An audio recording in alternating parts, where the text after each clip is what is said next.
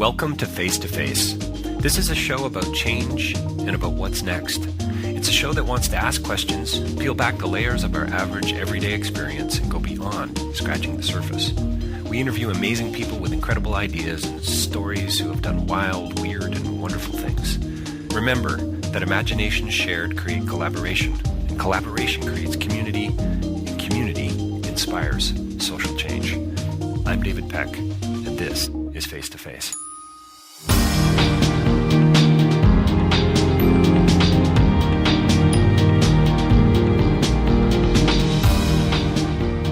So today's interview is fascinating. Today we talked with another filmmaker, a documentarian, about his new film called Transfixed. His name's Alon Kol. He's a filmmaker. He lives in Tel Aviv. We actually were talking while he was in Tel Aviv, but he's also lived in Toronto for quite some time as well. And I think he kind of shares these two great cities as a thinker and an artist and a filmmaker. We talk about his new film called Transfixed, and it's about a relationship.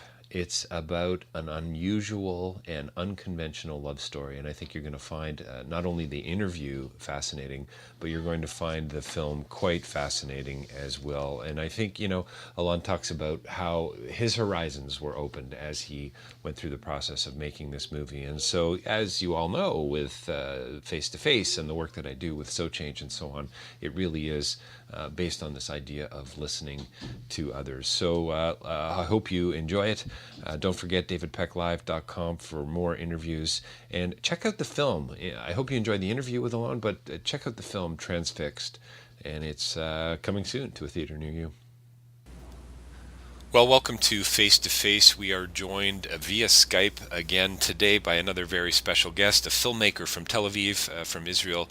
Alon Kol is joining us here today to talk about his new film, Transfixed. Alon, thanks for joining us today. Really appreciate your time. Well, thank you for having me. So we're going to talk, Alon, about quite a few issues and quite a few things. I watched the film Transfixed just recently. And what a touching film! What a difficult film on so many levels. And yet, I found myself, I'm giving my own little review here, I guess. But I felt quite exhilarated watching this film, and as you sort of drew me into these people's lives, these John Gelmon and Martine Stonehouse. The film opens with a quote from Martine, the woman that this film is about, and it's quote something to the effect of that she was lost in a trance and that there was a lot happening in her life, and then she met John. Right. And I so love the way you kind of open the film up that way. And tell me how you got drawn into this story, because it's such a fascinating couple. It's just such a fascinating group of people that you chose to follow for about 5 years, wasn't it? Yeah, it was for 5 years, correct? Yeah. So how do you get onto this journey? How do you start this journey? Is this a friend of a friend? Yeah, a friend of a friend told me about Martine, and she know her as an activist, as trans activist, and also Asperger activist. So I thought she's an interesting person, so I just met with her and had a conversation, and I thought that she is a very interesting person. Okay. And actually, she's very special person, and that we all, and me, for example, I'm very different from her. So I was very fascinated by her way of thinking and explaining things, and I thought it would be very interesting. But I thought just to do a movie about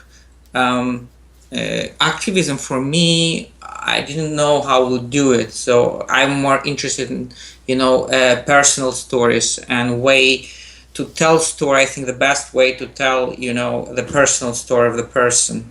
So I asked her if she has some personal story. She told me, well, I have fiancé, John, and he doesn't want to marry me before I go through the surgery.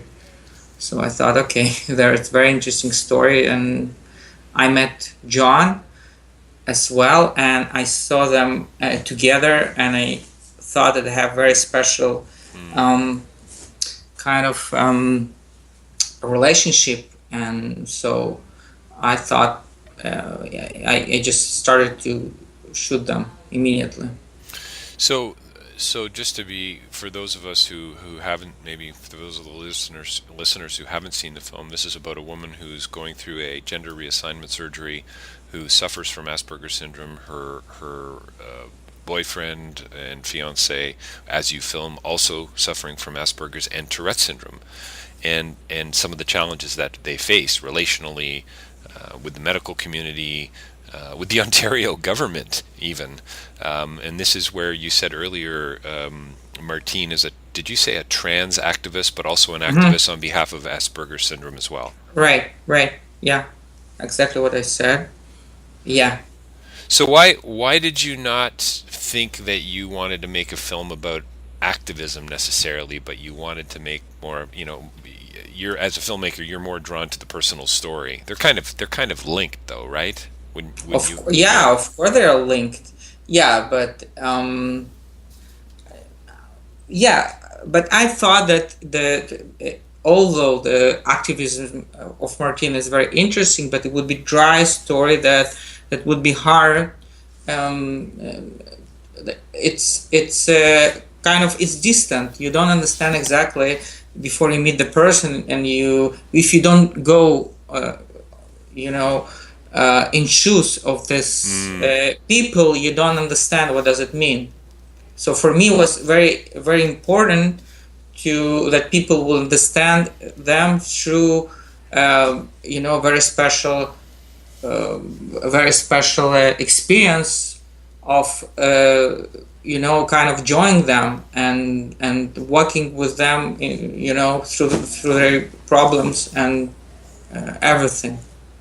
Well, I think it's kind of one of the beauties of documentary film, really, isn't it? It kind of draws you in, and hopefully you find yourself maybe aligning yourself with the subjects or with the story, or wondering about, how would I react? How would I do things differently, or how would I deal with that situation? I mean, I think one of the things I took away from Martine, not only about her personality, but was just I think her overall compassion for the situation that she found herself in, but also for others as well. That really seems to come through, even though this film and this story is really about her, her challenges that she faces. Correct. Yeah, she cares about other people, and it is a movie about the change of different, about because she is such a character that she wants to change the world, that life would be different for her as well as for other people. So I think it's a strength of this film that it could make a change, or at least change in the views of other people about those problems of transsexuality, as well as mental issues.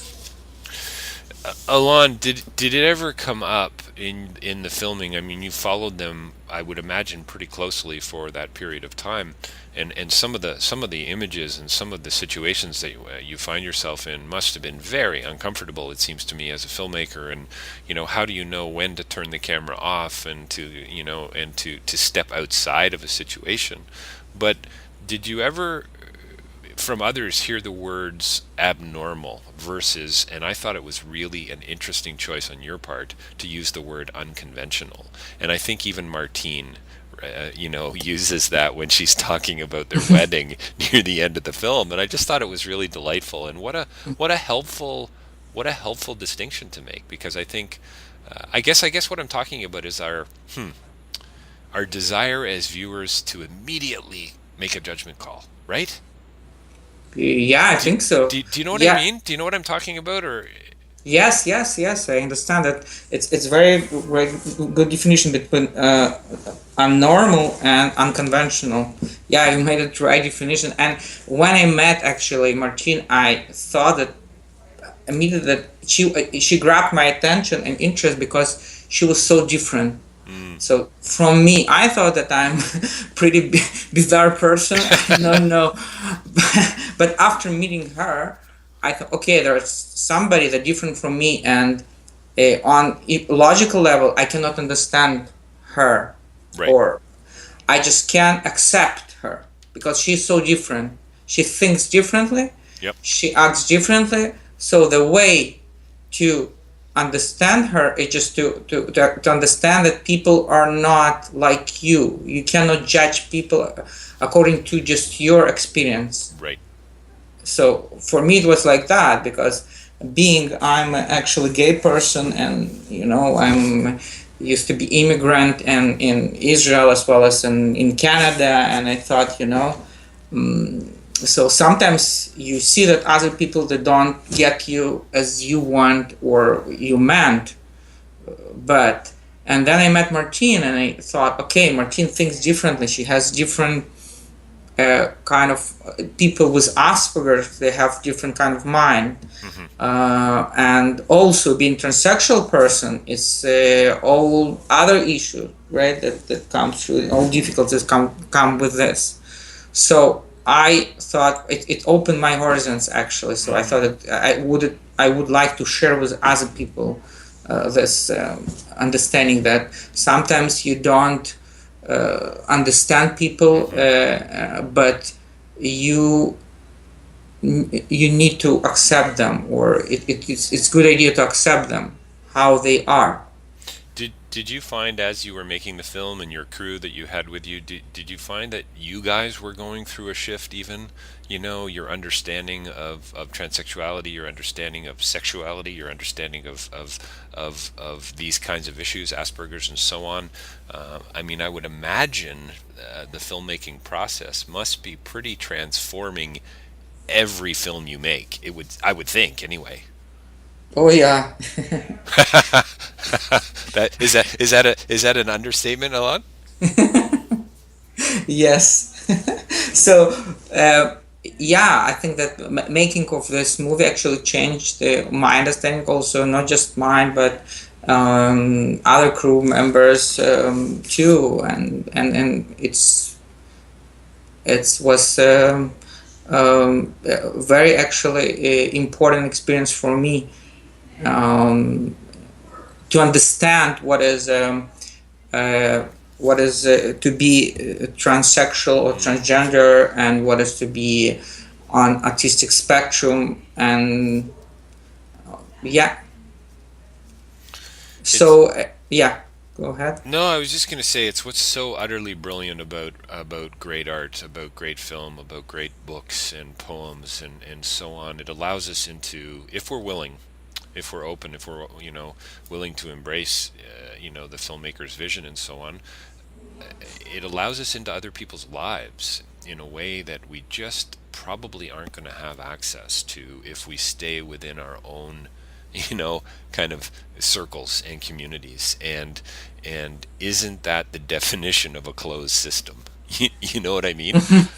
Yeah, yeah, yeah. So yeah, I think people, as more people would try to get out and understand other people, other communities, it would be it's just amazing, because for me world is beautiful because so many different people are, and people are different, they're not the same, right? So Where does Elon? I mean, you must have become pretty good friends with both John and Martine. Where does somebody like Martine get her strength from? I mean, she's just, there's a scene where she goes to the cottage and John's saying, oh, you're going to have to sell one of these because we're not going to be able to get married if we don't have the money and so on. And for those of, people who haven't seen the film, it's really not going to change your understanding at this point. But what bubbled to the surface for me was, as she was walking around on a crutch, no less, was her tenacity, her willingness to just dig a little bit deeper to make this work. And where the heck does that come from? yeah, that strength, that energy, that passion. It's crazy to me. It's amazing. yeah, she's actually a very passionate person. It's I don't know, it's her characteristics. Also, it's part of people that it's part of actually Asperger's, Mm. that people are very focused on what they do. On the one hand, because of Asperger's have many obstacles, more than other people to go through. But on another hand, she's so focused to get to the point what she wants, so, and that she amazes. So all people that I was talking with was a lawyer that supported her during the her fight to get the money for the surgery, and was other people, her friends that knew her. They told just she is as an activist is just very strong. So this helps her as well. Right. So she can. So she, for her, it's much. I don't know if it's easier, but she chooses way to change the world and not to change herself. For example, she has a problem to lose weight, right? So in the movie, it's very interesting. Like for us, it's easier to change ourselves, right, than to change the world. But she thinks differently, and it's amazing how much energy she has, right? As you went along as the filmmaker and the storyteller and so on, did you feel as you became sort of more intimately connected and better friends with them, and I'm assuming you became friends with them, um, a greater sense of responsibility about, say, this film and maybe over another one that you've done in the past, just because of the importance of the subject matter and how intimate, I guess, the story really was and is? Of course, I felt responsibility, but it's not about just the topic. And not that, yeah, I became very friends with them, and I felt that it's important. But I think every documentary, if you film, you should feel responsibility, and because yeah, it's part of the life becomes part of the movie, and movie becomes part of the life, right? If you do the documentary, so it's just so it's also responsibility, but it's also right proportion of distance and be intimate, because you cannot be very intimate, because you're not. I'm their friend, but I'm also filmmaker, right? So I take distance, because sometimes I need to make decisions not as a friend and as a director, right? Right. Filmmaker. So it's I found to myself, for me, what it was, of course it's a challenge, but for me it was easy, and I liked actually the thing, how I need to deal with the responsibility. It's part of it, yeah, because it's sensitive issues, but the point that they wanted to tell the story, and it's very important, and I wanted to tell their story, so I try to explain them if they have problem, that this is I think the best way to tell them the story that way, or not different ways. So yeah, they have some problem. Like when I showed them the movie after it was cut, they liked it very much, but then they had some problems with it. So part I changed and part I kept, because we talked about that and they agreed about things. Sure. Did you ever feel like you were betraying their trust, as a filmmaker, because you were kind of literally shining a light, into the most intimate aspects of their lives? Sorry, can you repeat the question? Yeah, like, did you ever feel like you said earlier about how as a director you have to make decisions, in the moment sometimes, and maybe you wouldn't do this as a friend, but as a director and as a filmmaker and as a documentarian, you've got to capture this, because this is going to be part of the story. So, I think of maybe some of the conversations they had about their sex life, some conversations about, or even in the operating room. I mean, it's remarkable some of the footage that you were able to capture with the doctor. Some really intimate moments. Did you ever feel like, wow, I shouldn't be filming this? No, I didn't. I didn't feel that way. And they also didn't, maybe because they have Asperger's, they're more open, but I also think that they were kind of underdog. They want to tell their story. They want that people would accept them and know their story. So I think it comes also from this side. So I never, because I don't see that it's pornographic. It's not pornographic. I'm not showing something that, not so, everything, it's very natural part of their story. It's not something that that they don't know that I shoot. Camera is all the time there, right? And they know that I'm shooting, and it's just what it was. So I never, and it's very honest story, and I honestly tell the story. So I don't see why, they should be ashamed, right, or I should, yeah. So I think that the pride. You know what's beautiful, Alon, is I think, having just recently seen it, I really think it's honoring to them as genuine, authentic, transparent people. They really do come across that way. Yes, it's a little hard for me and for others probably to see, because I think what we're seeing here is an incredible sense of intimacy and honesty that so many of us, and I've got the finger pointing at myself here, just are uncomfortable with.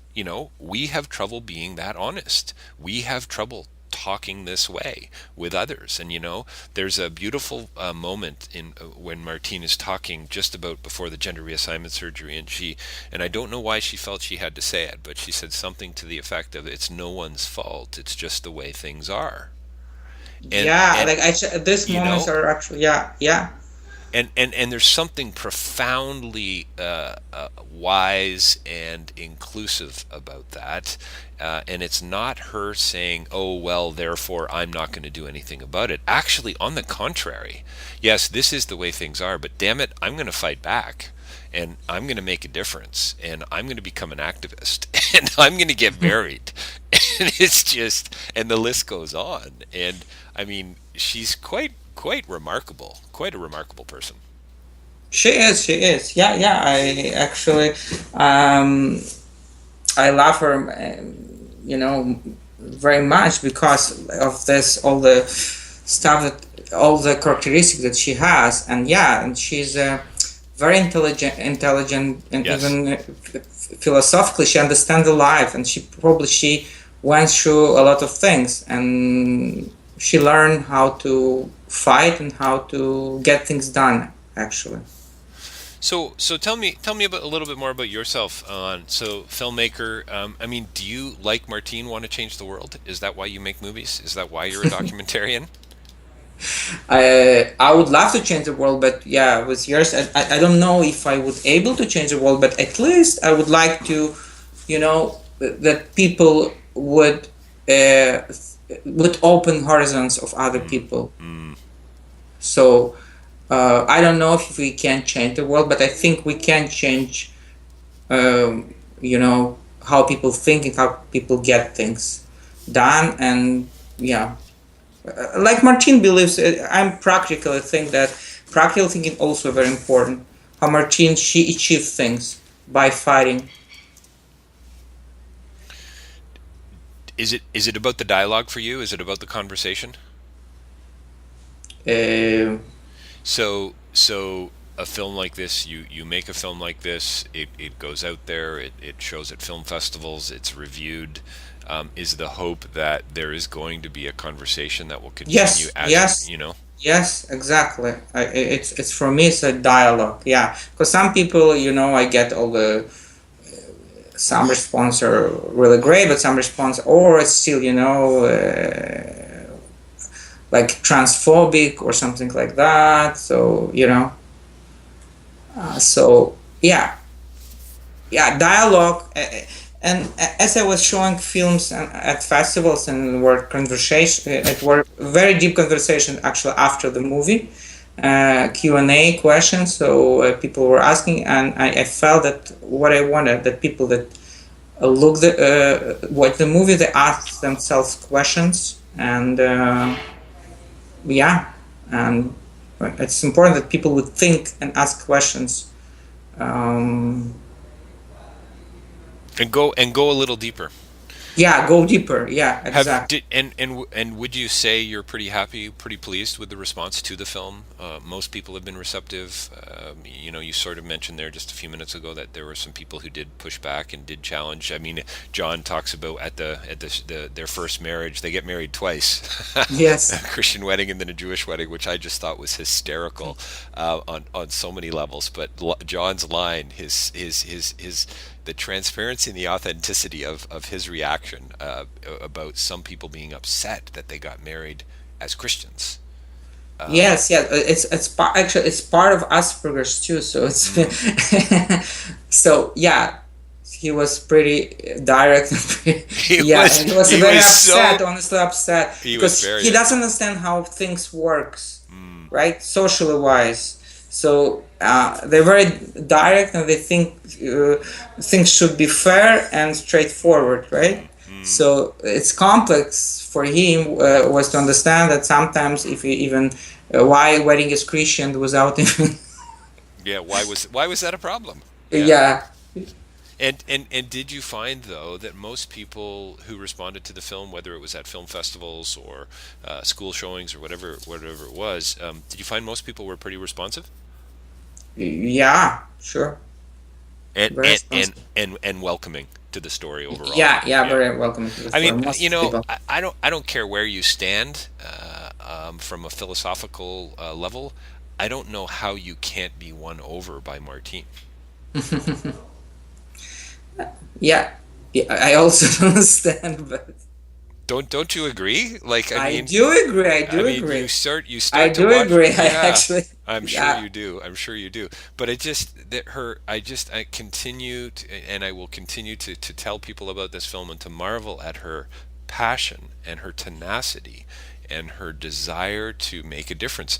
There's a moment that occurs in the film that you set up very well, that she clearly had some kind of an epiphany years ago and struggled through some other challenges and she said, as a result of that situation, where's the quote here? I wrote it down. Yeah, right. Then it's quote, then I decided I wanted to change my life, close Mhm. quote. And it was like and all of us don't have that, or maybe we all do. We just react differently. And Martine reacted in a way that's going to resonate for years to come. Yes, yes, and she's a remarkable person, and that way she had the. It's maybe not in the movie, but her childhood it's a little bit in the movie. Was very hard for her, and she just started to understand herself and what is best for her after her 40s or 30s, and so she started to change her life and it was hard for her. So but she was focused, and then how she focused and she became I saw her as a happy person. Doesn't Mm. matter how much problems, how many problems that she has, how much her life is problematic, and many barriers that she has because of many problems that come through financially, economically, psychologically. So, but probably I think that now they feel much more happier than they were at their childhood, Mm. because probably the society changing and they understand themselves better. I didn't get a chance to tell you, Alon, offline, but I do a lot of work overseas. I work particularly I work in Cambodia, so I'm a consultant that works on international development Mm. projects and so on, water and sanitation, HIV/AIDS, and agricultural sustainability, and that kind of a thing. And and I teach at Humber College in the International Development Mhm. Department, and one of the things I talk about often, and my listeners are going to get tired of hearing about it, but it's about this art of listening, the ability to listen to others. And I think, I kind of suck at it, actually. I'm not great at it. And my wife is teaching me a lot about that, and my kids are teaching me more about it. And so put the book down, put the computer down, and listen. And And I tell my students that that's what we need to do to be good development workers. And I think a film like yours, a beautiful film like Transfixed, I hope, I trust, teaches us to listen to others, because I think really that's what Martine and John really are after. And in a sense, she has so many beautiful lines, but just before going in for the surgery, she says, "I have to make myself complete." And it brought a tear to my eye, because that's what I'm doing. I'm trying to figure out how to complete myself. I don't know how the hell to do that. And I'm working through that with my friends and my family and the community and right? Am I nuts? Right. Like for me, it's a huge compliment, and it means that this movie, it's universal and the message is universal. And I believe that this movie is universal, and it's not just a niche film. And I think, Mark, if you say, I think it's a great compliment, which I said for me, that I wanted that this movie would teach viewers, learn about life in general, universally. Well, Alon, I think there are profound truths found not only on the surface in your film, but deep within it as well. I think there are profound relational truths and spiritual truths here, and I want to thank you for not only for the film, but for your time today too. We've got to wrap it up now, but what can you give us a quick overview? Do you have another project that you're working on, or are you in development? Are you shooting another one now, or what are your plans? I'm development, but now I have very interesting topic, and it sounds again, I have a great story here that I think would work good. It's about co-parenting of two guys and a woman that want to bring a child, to have a child together, and access is the way that it looks like I have very intimate access to the story. So you're in development now for that? Yeah. Excellent. Well, congratulations on Transfixed. Alon Kol joining us today from Tel Aviv. He's the director of the film Transfixed. And get out. Where can people see this now? Let's just wrap up there. They're going to have. I'm going to provide a link and a bio, Alon, about not only you but about the film as well. Is it playing festivals right now, or is it available elsewhere? It's going to play very soon in Toronto, actually, in the Carlton Cinema. Okay. And I think April 15th. And so it's going to open, yeah. And after that, actually, I think it's not yet online, or but in summer it would be, I think, already available online and CDs and other stuff too. So in different ways too. Very good. Well, listen, again, thank you for a beautiful film and for your time today. I really appreciate it. Thanks a lot. Thank you very much.